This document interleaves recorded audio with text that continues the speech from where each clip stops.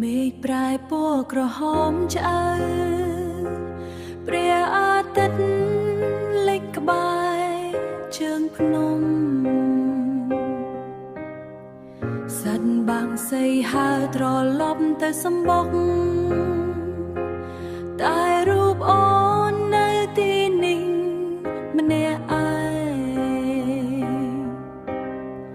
សំឡឹងមើលទៅផ្លូវដ៏វែងឆ្ងាយ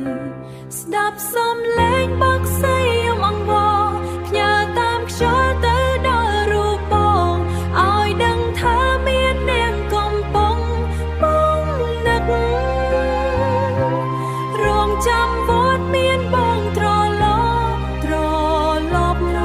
ប់មកវិញស្នេហ៍អូននៅតែពិតស្នេហ៍អូននៅតែពិតខ្យល់ត្រជាក់បងមកប៉ះកាយរងាក្នុងបេះដូងអូទឹកសន្សើមចាប់ផ្ដើមធ្លាក់ដូចទឹកភ្នែកដែលហូរមិនឈប់ពេលគ្មានបងនៅក្បែរស្ដាប់សំឡេងបក្សីយំអង្វរផ្ញើតាមខ្យល់ទៅដល់រូបបងឲ្យដឹងថាមាននាងកំពុងបងនឹក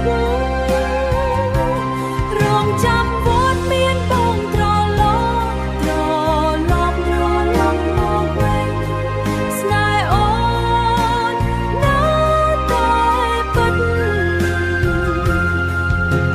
ស្នេហ៍អូននៅតែពិតទោះបីមេឃខ្មៅងងឹតស្លុបទោះបីភ្នំខ្ពស់រារាំងផ្លូវអូននឹងមិនទៅណាឡើយអូននឹងនៅទីនេះជានិច្ចរហូតដល់ថ្ងៃស្លាប់